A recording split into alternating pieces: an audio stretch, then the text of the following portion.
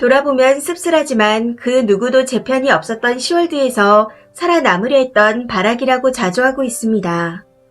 어찌 됐던 간에 이 발악으로 피상적인 휴전이 나름 지속되는 중이라 만족하며 살고 있어요. 우선 저는 친정 부모님이 안 계십니다. 돌아가실 당시 부모님께 물려받은 유산이 5억 정도로 적지 않은 편이었죠. 조용하고 내성적인 성격이었으나 사고사로 부모님께서 갑자기 떠나신 후 유산으로 인한 친지들과의 갈등으로 마음고생을 해가며 어른들과 분쟁하느라 조용한 싸움닭으로 다져졌습니다. 마음고생하며 싸운 결과 재산은 나머지 형제 둘과 함께 3분의 1씩 무사히 상속을 받게 되었죠. 남편은 대학생 때부터 장학금과 알바로 본인 등록금 생활비를 충당했다 들었고 결혼할 때 부모님께 1원도 안 받았습니다. 그리고 결혼 후 저와 본인 부모님 사이에 갈등이 있으면 회피하는 사람이었어요. 시댁은 노후 계획이 없으며 지방에 빌라 한 채를 소유하고 계십니다.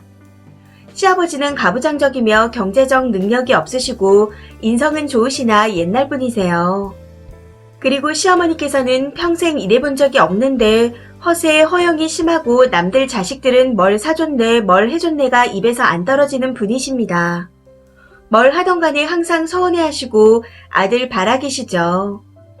일단 남편과는 회사에서 만나게 되었고 남편이 결혼하자 쫓아다녀 결혼을 결정하게 되었는데 결혼 전엔 시부모님의 상태를 미처 짐작하지 못했습니다. 속인 게 아니라 평소 남편도 부모님과 대면대면한 사이였고 부모님 입장에서 남편은 뒷바라지 해준 게 없는데 스스로 잘 해나가는 그런 아들이었습니다. 겉으로 보기에는 전혀 문제가 없었지만 부모 자식 간에 서로 잘 모르고 친밀함이 없었기에 몰랐던 거였죠. 시어머니께서 저에게 친정이 없는 게 아들이 장인 장모의 사랑을 못 받아서 서운한 일인 동시에 명절이건 어버이날이건 처가가 없는 아들을 독차지할 예정이라 기쁨이었다고 말씀하셨습니다. 참고로 이건 결혼 후에 싸움에서 들은 어이상실 발언이었어요. 시부모님과의 첫 갈등은 휴가와 외식으로 인해 시작되었습니다. 결혼을 했으면 휴가 때 시부모님에게 같이 갈 거냐고 먼저 물어봐야지. 의논 없이 외국 여행 다녀온다고 통보하는 거냐? 하며 야단을 치시더군요. 물론 같이 가자 하면 너희가 불편할까 싶어 안 갈 거지만 그래도 순서가 틀렸다. 하시며 화를 내셨습니다. 그러면서 평소에 저희끼리 외식하는 것도 마음에 안 들었다며 어른들께 물어보고 거절하면 둘이 외식하는 거라는 훈계도 하시더라고요.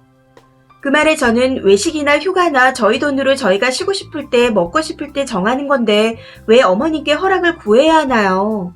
앞으로 하나하나 브레이크 거실 거면 어머님 아들이랑 휴가 따로 가겠습니다. 저는 친구들이랑 갈 테니 아들이랑 오붓하게 휴가든 외식이든 다녀오세요. 하고 반박했고 남편에게도 네 부모 네가 챙기라고 통보했습니다. 남편은 당시 자기가 쫓아다녀 한 결혼이라 저에게 미안해했고 엄마가 저렇게 나올 줄 몰랐다 하며 사과하고는 뒷날 어머님과 약간 다툰 듯 했습니다. 그 후로도 저희 집에 가전 사는 것도 말 안 하고 샀다고 서운해하셨고 미역국도 홍합 안 넣고 소고기를 넣었다며 남편 입맛도 모른다고 화를 내시더라고요. 그런데 알고 보니 남편은 소고기파였고 홍합이나 해산물은 질색인 사람이었습니다. 아무리 홍합이 싫다 해도 엄마가 계속 홍합 미역국만 끓여줬다고 말하는데 이건 뭐지 싶더라고요. 뭐 이런 건 소소한 거라 셀 수도 없는데 당시 남편이 그만하라고 어머니께 화를 내도 그때뿐이었습니다. 그리고 잦은 갈등의 원인인 남들 며느리 타령. 누구 며느리는 서울대 박사 출신이라더라. 누구는 영국에서 최고 대학을 졸업했다더라. 누구는 이번에 차를 바꿔줬다더라. 해외여행 보내주고 명품 백도 사줬다더라. 돈 뭉치를 줬다더라. 부엌을 통째로 갈아줬다고 하더라 등 결혼 직후 몇 년 동안 정말 열심히 시전하시더군요. 그러면 저는 부러우세요? 그래도 소용없죠. 제가 지금 서울대나 유학을 갈 수도 없고 저희 집 사느라 대출금 때문에 제 코가 석자라 다른 며느리처럼 뭘 해드릴 수가 없어요. 그리고 대출금 뻔히 있는 거 아시면서 저희 집 살 때 10원 한 장 보태주지 않으신 부모님 입장에서 일말의 미안함이라도 있으셨으면 이런 말 저에게 못하실 건데 하고 말했습니다. 시어머니께서 제 말에 정말 극대노를 하시더군요. 네가 시어머니를 우습게 여긴다 어쩌고 저쩌고 하시면서요. 그런 시어머니 말씀 다 무시하고 말했습니다. 그러니까 누가 뭘 해줬네 라는 쓸데없는 말 저에게 하지 마세요. 저도 좋은 말 안 나갑니다. 하고요. 제 말이 끝나기 무섭게 친정 없어서 기댈 곳이 시댁뿐이라 순종적일 줄 알았는데 따박따박 대드는 걸 보니 내가 사람을 잘못 봤다. 네 생각엔 네가 똑똑하다고 느낄 줄 모르겠지만 내 볼 땐 진짜 꼴 보기 싫고 듣기도 싫다. 하고 말씀하시더라고요. 제가 어머님이랑 결혼한 것도 아닌데 사람 됨됨이는 남편이 저를 보고 판단한 거겠죠. 아들도 소중히 하고 어려워하는 저니까 어머님도 존중해주세요. 그리고 친정 없으면 제가 왜 시댁에 기대나요? 친정이 없으니 제가 저라도 더 의지하고 챙겨야죠. 혼자 기대하고 실망하는 건 어머님 문제지 제 문제가 아닙니다. 하고 딱 잘라 말씀드렸습니다. 저 말을 끝으로 정말 난리도 그런 난리가 없더라고요. 온 집안이 뒤집어졌으니까요. 그리고 어머니께서 보내주시는 건강원의 각종 즙들, 붕어즙, 잉어즙, 한약, 장어즙, 흑염소 등 온갖 즙을 보내주시며 아이 타령을 하셨습니다. 처음부터 딩크라말한 저희 의견을 완벽히 무시하고 온갖 즙들을 택배로 보내시며 왜 아이 소식이 없냐? 부부관계는 일주일에 몇 번 하냐? 하시며 자꾸 선을 넘으셨습니다. 저는 보내주시는 즙을 일일이 잘라서 다 버렸고 부부관계 묻는 거 굉장히 기분 나쁘고 불쾌하니 묻지 말아달라고 말씀드렸어요. 그랬더니 부모 자식 간에 못할 말이 뭐냐? 혹시 우리 아들이 시원찮냐? 하고 물어보시더군요. 그러면서 내 아들이 시원찮으면 그건 네가 새끼가 없어서 그런 거니 노력해야 한다. 하고 책임을 전가하셨습니다.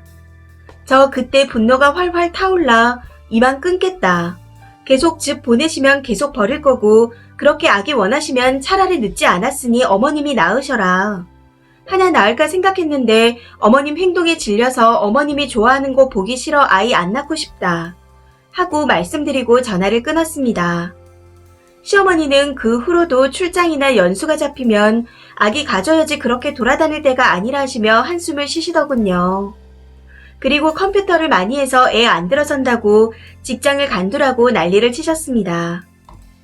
어머니께서 저희한테 남겨주실 유산이 있는 것도 아니고 대출금을 갚아주실 것도 아니면서 대책 없이 왜 직장을 간두라고 하는 거냐 하고 따지며 저도 제 인생 제 직장 의미가 있습니다 하고 말했더니 남편 월급으로 살림하고 애 키우는 게 행복이지. 우리 아들 잘났는데 뭐가 못 믿어서 그러는 거냐. 다 네 욕심이다. 하시더라고요. 남편과 제가 언제까지 가족일지는 아무도 장담할 수 없는 거고 재정적 안전을 위해서라도 제 직장은 놓을 생각이 없으니 그리 아시고 두 번 다시 말 꺼내지 말아주세요. 한 번만 더 강요하시면 제가 얼마나 돌아버리는지 보시게 될 겁니다. 하고 말했더니 가만히 듣고 있다가 전화를 던지는 소리가 난 후 끊어졌습니다. 그리고 초창기 명절과 어버이날에는 일부러 친척들에게 전화를 돌려 우리 땡땡이 와서 명절 내내 있을 거야. 우리 집에 얼굴 보러 와. 며느리 친정이 없어서 내내 여기 있을 거야. 하며 친척들을 불러들이셨습니다. 제 앞에서 전화를 돌리며 저리 말씀하시는데 참 어이가 없더군요. 그래서 그냥 남편에게 당신은 여기 내내 있고 친지도 만나. 나는 먼저 갈게. 돌아가셨다고 내 부모 생각 안 하면 그것도 불효지. 명절 당일 아침 먹고 나는 산소 갔다가 집에 갈 테니 잘 지내다가 와. 하고 시부모님께도 말씀드렸습니다. 시아버지께서 집에 손님들 올 텐데 너도 명절 때 봐야 친해지지. 하고 말씀하시기에 직계도 아니고 사촌들인데요 뭘. 그분들보다 제 부모님 산소가 저에게는 우선순위잖아요. 이해하시리라 믿습니다. 하고 말했습니다. 시어머니께서 친정 없다고 해서 너희들 명절 내내 끼고 있을 줄 알았는데 가면 어떡하니? 하고 말씀하시기에 그래서 남편 놓고 간다고 했잖아요. 저만 가니까 걱정 마세요. 하고 아침 먹고 설거지까지 마치고 나왔습니다. 그런데 남편이 산소에 같이 가자며 집을 챙겨 따라 나오더라고요. 혼자 보내면 마음 아프다고 따라 나온 거였습니다. 그날 저녁 시어머니께서 드러누워 하염없이 울었다고 아버님이 남편에게 전화를 하셔서는 엄마에게 너라도 잘하라는 말씀을 하시더군요. 그리고 마지막으로 저희 집 이사 때마다 시어머니 쪽 친척들만 몰려와서 항상 집들이를 했습니다. 남편이나 저나 조용하고 차분한지라 시끌벅적한 걸 안 좋아하기에 첫 집도 두 번째 집도 집들이 생각이 없었습니다. 두 번째 집을 살 땐 사실 부모님의 유산은 제 노후자금으로 남겨놓으려 했으나 부동산 시세가 심상치 않아 아파트 매매할 때 보태기로 했습니다. 거기에 대해 남편이 저에게 많이 고마워했고 약간의 대출은 같이 받았지만 얼굴도 모르는 장인 장모님 덕분이라고 말해줘서 고맙더군요. 이 일을 남편이 시부모님께 그대로 전했더니 시아버지께서는 부모가 돼서 단돈 100만 원도 못 도와줘서 미안하고 대견하다 말씀해 주셨습니다. 그런데 시어머니께서 뽀르퉁하게 그렇게 말하면 나 기죽는다. 기분 처지니 어디 가서 돈 어디서 났는지 자세히 말하진 마라. 남자 가오 빠지니까 하고 말씀하시더라고요. 그 말을 듣고 어이가 없었지만 아무 대꾸도 하지 않았습니다. 일일이 상대하기에는 제가 너무 지쳐 있었거든요. 그리고 저희가 이사를 한 후 집에 오셔서는 내 아들이 잘나서 서울 한복판에 집을 마련해서 기분 좋게 왔다 하며 여기저기 전화해서 자랑하고는 친척들을 저희 집으로 소환하셨습니다. 미리 상의도 안 하고 누구누구 온다고 하는데 오지 말라고 하면 실례다 하시면서 저에게 음식 준비를 시키시더군요.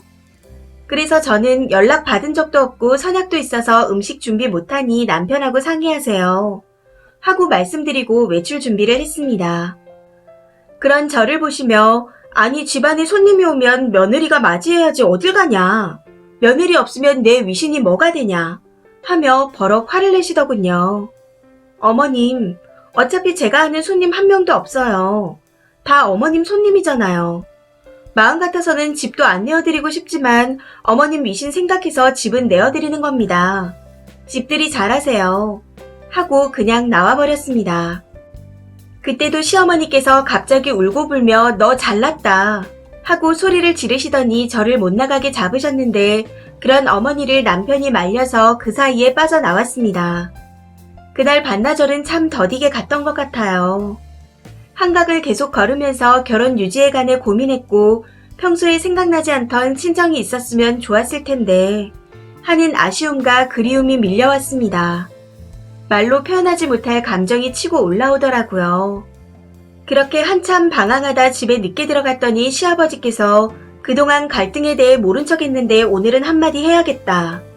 시어머니가 실수한 부분이 더 많다고 생각하지만 그래도 내 입장에선 시어머니 편을 들 수밖에 없는 걸 이해해라. 어찌됐던 웃 어른이 마음 상해하니 네가 한 번만 숙여라 하고 말씀하시더라고요. 자세히 봤더니 시어머니 눈이 퉁퉁 부어있는 게 손님들 가시고 아들 남편에게 말하면서 서러웠나 싶었습니다. 정말 한숨부터 나오는데 마음을 진정시키고 말씀드렸어요. 아버님까지 그렇게 말씀하시면 서운합니다. 그동안 한 번도 어머님을 말려주지 않으셨잖아요. 제가 잘못하지 않은 일을 고개 숙이며 잘못했다고 하라는 부탁은 안 하시는 게 맞는 것 같습니다. 저는 고개 숙일 만큼 잘못한 일이 없습니다. 언제나 선을 넘으신 건 어머님이시죠. 하고 말씀드렸습니다. 제 말에 시어머니께서는 통곡을 하셨고 시아버지께서는 네 생각이 그러면 우리가 여기 있을 이유가 없지. 일어납시다. 하고 그 밤에 오는 시어머니를 끌고 가셨습니다. 그날 남편이 처음으로 저에게 정말 질린다라고 하더군요. 저도 화가 나서 중간에서 당신이 잘했으면 나도 이렇게 매몰차고 인정머리 없는 며느리의 모습은 아니었을 거다 하며 화를 냈고 당분간 각방 쓰면서 별거 할지 도장 찍을지 생각해보자 했습니다. 그 후 2년 동안 남편만 시댁과 왕래를 했고 이혼 직전까지 갔던 부부 사이가 많이 회복되었습니다. 그간 남편이 엄청 노력하고 사과도 많이 했어요. 그런데 그 와중에 제가 임신한 걸 알게 되었고 딩크라서 남편도 저도 당황했지만 이미 온 생명인데 하나 낳아서 잘 키워보자 하고 합의를 하고 남편이 16주경에 시댁에 알렸습니다. 그때 시어머니께서 기쁘셨는지 카톡과 문자를 보내오시는데 사실 저는 손주를 보여주기도 싫고 앉는 모습 또한 보고 싶지 않았습니다. 그런데 임신 기간에 배 나온 부분이라도 사진을 찍어 보내달라고 남편에게 계속 조른 모양인지 남편이 부탁을 해오더군요. 솔직히 내키진 않았지만 배 나온 부분만 사진을 찍어 보내드렸습니다. 그랬더니 시어머니께서 손주날 귀한 너인데 함부로 한 거 후회 중이다. 출산하면 병원에서 아기 얼굴만 보고 가겠다. 하고 톡을 보내오셨더라고요. 그때 정말 많은 고민을 했습니다. 저하고는 상극이지만 외가가 없는 아이에겐 하나뿐인 할머니라고 생각하니 많이 고민이 되더라고요. 그렇게 출산 후에 시어머니께서 오셨고 100일 돌 때도 어색하게 서로 건드리지 않고 조심했습니다. 그리고 놀랍게도 현재 아들이 7살인데 그 7년간 저에게 큰 말실수는 아직도 없으셨습니다. 물론 잔잔한 파문 정도는 가끔 날리시지만 저도 내공이 쌓여 사소한 건 그냥 흘려듣고 있습니다. 우선 본인이 말하고서도 스스로 놀라 고치거나 그 말이 아니라고 수습하려고 하시니까요. 아직도 시어머니께서 저에 대한 마음이 달라졌다고 믿지는 않지만 본인도 아들 하나에 손자 하나만 있다 보니 저와 사이가 틀어지면 손주 못 볼 수도 있다는 생각에 조심하는 것 같습니다. 제가 시어머니의 막말을 잊을 수 없는 것처럼 시어머니 역시 한마디도 안 지고 조곤조곤 말대꾸하는 저를 잊지 않으셨겠지만 저희 사이엔 아들과 손자, 남편과 아들이라는 공통 분모가 있기에 그들을 위해 오늘도 평행선을 달리고 있습니다. 저도 딱히 잘한 건 없지만 결혼 이후부터 지금까지 꼬박꼬박 생활비, 집안 대소사비는 남편과 상의한 후 다 보내드렸어요. 물론 시아버지를 봐서 도리는 해야 한다고 생각했기 때문이었지만요. 제가 왜 갑자기 그럴 일 대담함이 생긴 건진 모르겠지만 그간 고단했나 봅니다. 부끄러운 글 읽어주셔서 감사합니다. 댓글입니다. 첫 번째 댓글. 고생 많으셨어요. 답답하지 않게 할 말 다 하셔서 속이 다 시원하지만 님의 속은 얼마나 썩어 계셨을까요? 시어머니 끊고 사니 아기 천사 찾아와 준 것도 시어머니가 님한테 함부로 할 수 없도록 엄마 지켜주려고 온 걸 거예요. 시어머니는 친정 없는 며느리라고 수족처럼 부려먹으려다 된통 당했네요. 힘내세요. 남편이 회피형이긴 하나 아주 무개념의 미친놈은 아닌 것 같으니 대화 많이 하시고 강단 있게 쭉 밀고 나가세요. 아드님도 엄마 닮아 멋진 사람으로 자랄 것 같아요. 두 번째 댓글. 시부모님도 아들 결혼이 처음이라 그간 사이가 만들어 놓은 시어머니 상과 며느리 상을 갖다 쓰면서 올가매려 했나봐요. 님은 다행히 며느라기 기간 없이 자기 할 말 잘했고요. 그 덕에 시부모님들도 정신 차리셨겠죠. 님이 시부모님에게 발길 안 한 2년 동안 남편만 보내면서 사실 마음이 마냥 편하진 않았을 테죠. 외면하는 것도 에너지가 필요한 일이라. 시어머니가 단순히 쇼를 하는 게 아닌 진짜 달라진 거라면 앞으로 그 관계가 전보다는 훨씬 나아질 겁니다. 세 번째 댓글. 애도 없는데 저 같으면 진작 이혼했을 대목에서도 참고 또 참았네요. 엄청 사이다는 아니긴 하지만 어쨌든 달라졌다니 다행입니다. 며느리들이 보통 뒤에선 불평 불만이 많아도 저런 집들이 상황에선 어쩔 수 없이 배달 음식을 시켜서라도 할 수밖에 없죠. 그런데 쓰니는 진짜 나가버리는 식으로 실천을 하니 몇 번 당해본 시어머니가 내 며느리는 내가 마음대로 할 수가 없구나. 진짜 실천하는 애구나 싶어 두 손 두 발 다 든 듯 합니다. 아니 든 척 한 걸 수도 있겠죠.